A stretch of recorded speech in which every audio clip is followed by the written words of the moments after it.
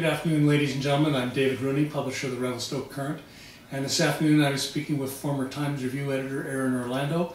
Aaron's making a run for City Council, and Aaron, good luck with that. Thank you very much for inviting me into your home for this interview. David, thank you, and thanks for coming by and providing this for people. I know in past elections, working at the paper, I've always felt like we need more information to get out there, more access to people's views, and especially doing the live thing is really good to give people a sense of who you're talking to. So thank you. That's right, my pleasure.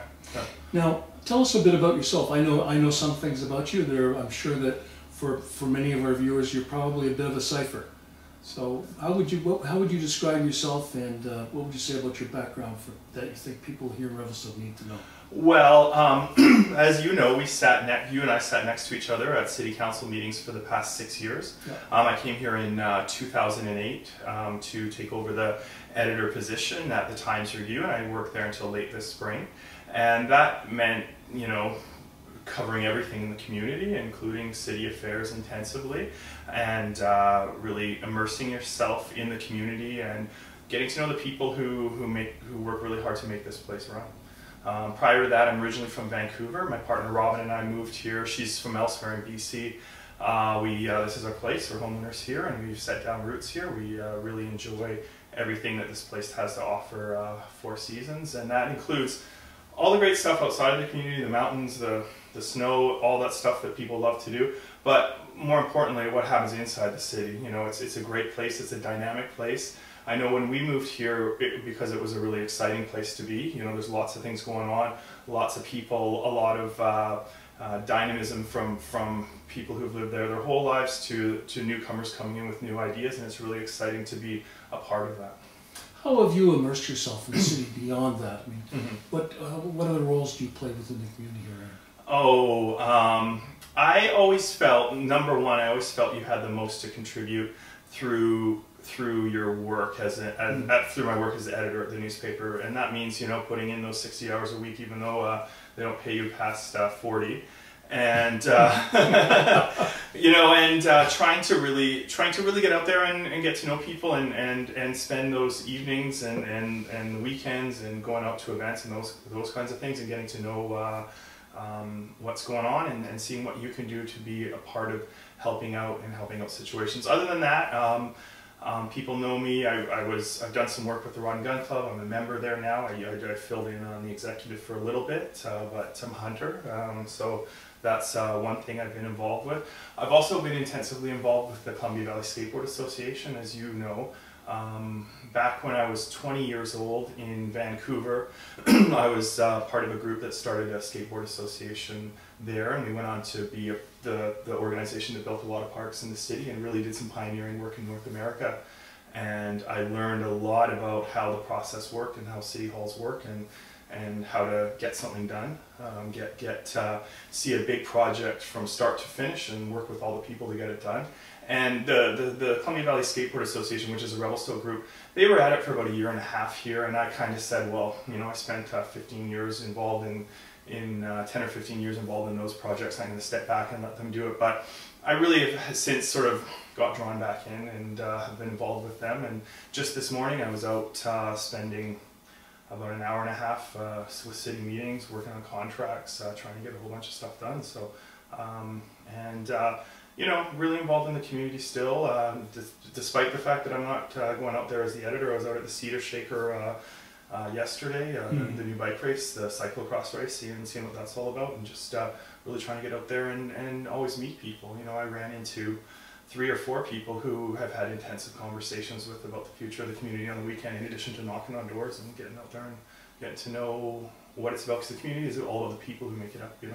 How's that door knocking going? I mean, it's one thing for you or me to write about it, it's something else altogether different to actually get out there and do it. Yeah, it's been a really, really good experience, you know, and I think, you know, what I've really learned is the different viewpoints that are out there. It's a different side of the coin, you're right, in that, you know, some people are really focused on one issues, and you also get a better sense of where people are coming at and how passionate they are about it. And then other people, you know, one of the greatest things is, you know, I was knocking on a door, I was talking to a mom, and there's 3 kids running around, and she says, well, we got to get this economy going, we got to help the small businesses downtown, we got to work on these commercial taxes. And I said, oh, are you a business owner? She's like, no, I'm a teacher, you know, and it's something that's not to do with her own personal interest, but she takes an assessment of the issues and reads about it and says, you know, it's helping these other people out that's going to help this whole community forward. And there's a lot of that here. I'm sure there is. I get the same thing all the time. And it's interesting you bring this up at this point, because it's a good segue into my next question is, what do you regard as the major challenges facing Revelstoke, and how would you address them? Okay. Well, in this election so far, the focus, including myself, has been on economic development. And I think I've been really clear in laying out some of my ideas. You know, I want to be part of, I don't think council's job, I know the council, you know, for 6 years of going to every meeting pretty much, reading all the reports, tens of thousands of pages by now, going out to the evening meetings, the consultation meetings. I feel I know city business, and I think the difference that myself and some of the other new candidates, be clear, I'm an independent candidate, I'm not affiliated with anyone else, I'm not taking donations from anyone, it's just about me representing the whole community, is coming with a new spirit of really trying to drive the community forward, really being involved, getting out there, talking to people. Like just this morning, you know, when I'm working on some things, you know, it's just about making the calls and seeing how we can move forward. Not getting stuck in the rut of things, just seeing how we can drive partnerships. So that, in terms of economic development, that's one of the things I'm trying to move forward. And I feel like I've talked about it a lot. I have a Facebook page. It's Aaron Orlando for Revelstoke City Council. It's an open page. You don't have to be a member of Facebook to go take a look at it. Go have a look. I've been laying out my platform on economic development every day. But again, I'm here for a balanced approach. Like, we need to talk about, you know, social issues. You know, we need to talk about the fact that 30% of the community really struggles to get by, according to the, you know, the studies we've done. You know, people who don't have any savings are living paycheck to paycheck, and it's a really hard go on it. We need to make balanced decisions. If you ask me what's the most important industry in Revelstoke, I'm going to say all of them. We need to make sure we're not making decisions that are just for tourism or just for resource or just for retail. We need to take a balanced view. But I feel strongly about, for example, the economic development ideas I'm putting forward. I'm not running for president, I'm running for one of 6 people on council. I want to bring ideas and I want to bring volition to council with the spirit of moving it forward. Those things take into account everyone's interests, are really a considered effort to balance what I think are to be everyone's effort. And you know, I'm here to see everybody succeed in the community. I'm not with this clique or that group or affiliated strongly with anyone. I'm here to advance good ideas, good policy, and bring some energy and forward motion into council, because I do think we've been bogged down. We've had a little bit too much focus on process and bureaucracy and planning, and if you don't have a clear leadership focus on those things, I think, you know, the tendency can be to go a bit in circles and not make forward progress. And I think that's really what the most important thing is, to be on all our issues, is to say, how can we move it forward? And don't forget, I moved here because I like this community. I like it the way it is. I like the people here. You know, I associate with a broad group of people, from, you know, old timers out in the hunting club to young kids and newcomers to everyone in between there. And I want to make sure we're really pushing for a balanced approach in our decision making, and more importantly in our action when we're getting out there and trying to make it happen. It's interesting that you bring up leadership, because that intersects with something I wanted to ask you about. And what do you think is the role of how can you bring leadership, and I think just as importantly vision, to our community, and what would you regard as a leadership role and vision for yourself and for other people on council? Well, to summarize, and you probably agree with me, we went through intensive planning that ended about 2 years ago, and we've been sort of in a holding pattern. A lot of things sort of fell apart. We need to start and realize it's not about the 6 people on council, it's about how do we effectively represent everyone in the community and understand their vision and move it forward. So I think we're going to have to find a way to shore that up and make sure we're operating on a collective consensus for the community. But more than that, it's about personal style on council. I don't think our job is to sit at the table and put our hands up for a few things or down every 2 weeks. I think it's about getting out there and making personal contact and finding out where the issues are and finding out who the people are and seeing how we can move the issues forward, especially when we get caught in a conflict or something doesn't seem to be moving forward. Now, I understand very well after years of covering council here and in other places, and also in being involved in Vancouver. I understand the municipalities and how they work. I understand the legal framework. I understand the process, and that's a really key part of it, because oftentimes all of the council candidates will have a vision of where we want to go, but the hard part is how do you get there, because it's a really complex environment to work in. You know, you got federal, provincial, regional, local government, you've got all sorts of different interests, you have a process, you have your own legal framework, you control not a huge slice of how all of that works. The money doesn't come easy when it comes to federal or provincial things, and it's a really difficult process, and I really think that leadership is number one, understanding how that system works, which I feel I do very well after watching 6 budget cycles, and then using that to form a vision with the team that you're working with on council to try and get it forward and try and keep getting things move forward, because everyone can have best intentions, and council can really be trying to work something forward, but they fall apart and they can go badly, and if you don't have the experience, and I always vote for incumbents, because I think you always need to have some experience on there, even if I don't necessarily agree with everything they're doing. You want to have experience, and I think I bring a unique quality of some experience, a lot of experience, as well as being fresh blood, not so much baggage, things to move forward. So. Do you have a sense of where you'd like to see Revelstoke in, say, 5 years? What would that community look like? I think this is, of course, an ideal. Yeah, ideal. Well, we have to finish what we started. We made some decisions. I've been reading the papers back since the mid 1960s, and the dream every year you'll find it is, let's get a ski resort up there, let's get something going on. So the community has had that vision. The decision was made on the current master development agreement before I got here, but that's one of the things we're trying to move forward. So I think when the city spends a whole bunch of money on planning, on infrastructure to get Arrow Heights moving forward, all those things, and then the macroeconomy is what killed us. It's nothing Revelstoke did. It's the macroeconomy killed us, and then it falls flat. When we're on, just in the first year or two of it. We have to get that finished, because if we can develop what we started, that brings in more tax revenue from the new homes, and that lessens everyone's tax burden in the community. And that includes taking a look at all the empty lots in here and seeing how we can spark those things forward. But more than that, it's about a diversified economy. I had an opportunity to go out with Jeff Battersby and the Revelstoke Community Energy Corporation's district energy people the other day to do a tour there, as well as meet some other people with ideas for bioenergy. And the city's got the biomass thing going out. And I'm really inspired by Jeff, because there's a guy who I think as far as I know back is the most respected political leader that this community's has. Maybe you have a different opinion than that. And he's hands-on.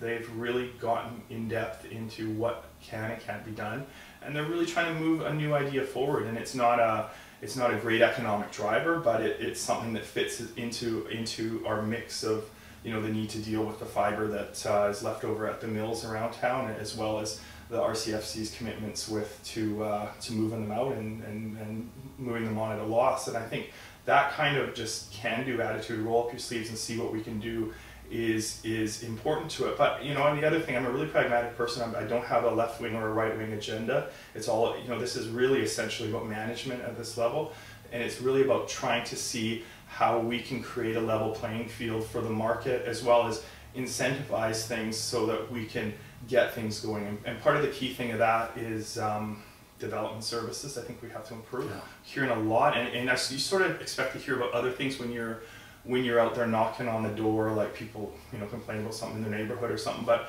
people like guys who are contractors, or the person who's renovating their house, or a small developer or a large developer, say we got to shore up that process. So I've been in to talk with development services people and try and find out ways we can do it. I think we need to measure what we're managing here, and if we're doing a good job, we need to be able to prove it and say, hey, here's the customer service reports, here's the timeline, here's the numbers, here's what we can work out. But I see so much hope and potential, or so much potential in this community. If you look at the Nordic ski trails, if you look at what the guys have done in the snowmobile club, if you look at what's happening in the dirt bike thing, people come here for lifestyle, and then they try and make the economics work out. Like, people really want to be here, they love to be here, but then they need to find a way to make it work. And I think we as council need to be hands-on in trying to find out ways we can make it work. Not spending taxpayer money on adventures. That's not what I'm about. It's about trying to do it. Like just this morning, I was, as a result of my talks with senior city staff, last week I heard about an economic development program that's being run by a person out of the Okanagan, and so I emailed her and we talked on the phone this morning. She said, you know what, we're doing a pilot project with the BC Chamber of Commerce. We're looking for 13 communities in BC who want to take this on, and they offer 50 hours a week in business development for medium-sized businesses, so you got 10 employees or so, and the idea is to develop good paying jobs and see how those local business can expand or move their markets out. They give them 50 hours a week of economic development work from an expert, and they're just launching it soon. The deadlines haven't been announced yet, and right away I'm on to the people who would be on the chamber who would be doing that, saying, hey, have you guys heard about this? It looks like there's a free program coming up here. Maybe we can take a look at some of our medium-sized businesses that are paying well and see how we can do a little bit better. So, I mean, I see that more as my role, like finding it out, picking up the phone and seeing if we can do it. So. What's that program called? It's the name of the organization. It's Sue Baker. It's an economic gardening program that she operates.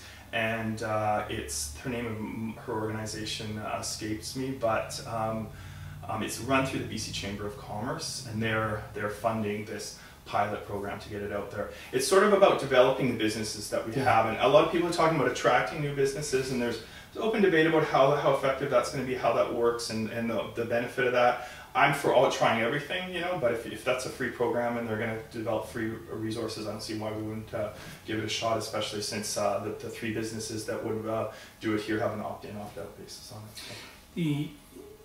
You've also been an advocate for greater infill housing here in Revelstoke.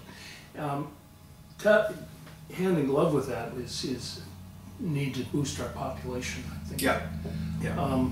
Do you have any thoughts on how we should or could do that, and what kind of role the city should take with that? Sure. I have a clear viewpoint, and I hope I'm communicating it clearly. The people who do statistics in BC look at populations. They're math experts. They understand the trends. They have access to the data. And it's clear to me that Revelstoke will struggle to maintain our population, and will do great if we pick it up by 500 people. But the bigger concern is that we're going to shrink. Kids graduate from high school, they move on. People retire and they move on, and then just regular life, people move on. So I think my view is, this is a strong one, we have to do everything we can think of to maintain and increase the population, because even if we do that, my view is we're going to just move up a little bit. We'll have lots of seasonal people, we'll have lots of tourists, we'll have lots of people coming in and out, but the full-time population, which is an important economic base for the community, is, that if you look at the projections, this is not just Revelstoke, this is everywhere across the world. They're moving to urban areas and they're going out. So that's a key thing for me. And so when I say I want to drive population growth, that doesn't mean I think we're going to have a community with 20,000 people in 5 years, or we're going to have 15,000 or 10,000 people. That means we've got to work hard to keep what we got. And to me, that's so important, because once you start sliding backwards, the economics don't work out, you start losing key people, everything starts imploding on itself. So I think we've done a pretty good job of that so far. Like we lost about 1,000 people in 10 years, depending on how you figure out the numbers. They're always a little out of date. But we are bringing new people in. And, you know, sorry, I'm having trouble remembering the start of the question, but I think a key thing for that is housing, the housing issue that we need to do. We're getting a seasonal tourist. You look at the numbers from economic development, they're coming in, we're getting the numbers, we're getting, you know, as everyone knows, there's people from all over the world coming here, 20-somethings coming here, and it's you know, it's everyone packed into a house paying $400 a month rent, and there's 6 people in there, and that affects supply of housing, and it drives up costs. Everyone knows things have doubled. I don't know what the statistics are. Housing costs are up, rental costs are up, because we've got way more demand and our supply is going down. So we got to start building that new stock, and we got to make that affordable. I'm specifically looking at reducing the DCCs by 10 or 20%. Let's see what council can do to be more competitive, to spur on development, have better development services. And also one of the programs, this is just a pet program of mine, I hope I can get some support on council for it, is can we have a limited market-based affordable housing program where if someone's got a house and they want to put in a legal basement suite, we'll waive some fees for them at like 10 units a year, or a targeted program, but they got to live upstairs and they have to rent it out to people downstairs, and they've got a few other requirements. Can we try and build some tax base by doing it that way, because you pay more tax if you got a separate suite, and get some more managed housing that's not on the city's liability or responsibility. It's a private housing thing where you would get some concessions to get that suite in there, and then you can rent it out. And I think it's better for the community too, because you're not having everyone living in party houses, and the bit more integrated into the community. And also you don't have things like the parking problem on the street where you got a million cars all over the place, because under the development laws you have to provide parking for those suites, that kind of thing. But the key thing is I don't, you know, like the affordable housing project, they were going to get up to about $2 million. 1.4. And now it's down to 1.4. And I know there's a debate about whether we get into that or not. I think it can work if we have big injections of capital. It's a $3 million project, and you are efficient at doing it if the process with the city works, and that's a whole other thing. But my feeling moving forward is we have to seek market-based solutions, because we're 17.9 million in long-term debt, and I don't know how much more we have to work on those kinds of things unless we're getting big infusions of funding from outside sources, and that's hard to come by these days. So. That's right. Yeah. Aaron, what last word did you have for our viewers today? I said it the other night in the All Candidates Forum, in that, I'm ready for this. I know what's coming. I know what the job is. I know it's a big burden. I know it's a big toll. I know it's hard on you personally. I know it's a challenge. But I feel I'm really qualified for this. I feel I have good ideas. I know I have a lot of energy to put into this. And, I think if you look at my track record and work as the editor here, you're always out there, and every week in the public, they're inside your head as you write out and try and sort things out and get the stories out there. I've been someone who's pretty tough at times, but I've been fair too. And I think I've always stood out there and put myself and my reputation on the line. And I think there's a lot of parallels in this thing. And I guess I really want to translate my passion for this. Like, I'm here to get it going. And I'm here to help the team that's going to be elected on council. I'm not an independent voice, and I'm an independent candidate, but I'm not here to be an outside voice. I'm here to work with everyone and say, hey, this budget's going to hit you right away in December. We've got to get going on this. We've got 3 months of a whole lot of work to do.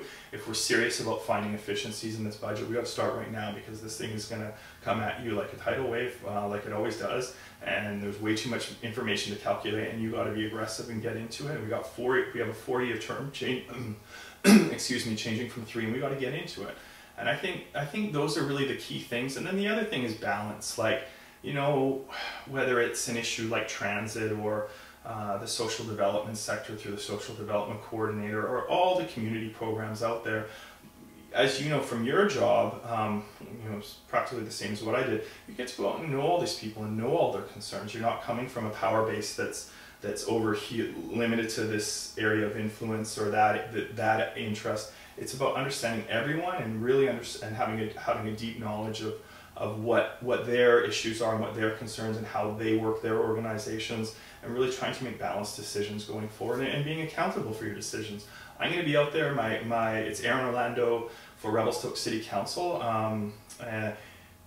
That will be in operation after I'm elected, and if you have a problem, if you have an issue, you get on there and you send me a message, or you put something out there in the public, and I'm going to work through it. Or my telephone number's on there, 250-814-8710. It's going to stay the same before and after the election. Give me a call. Let's work for it. Good. Aaron, thank you very much. David, thank you so much. I really appreciate it.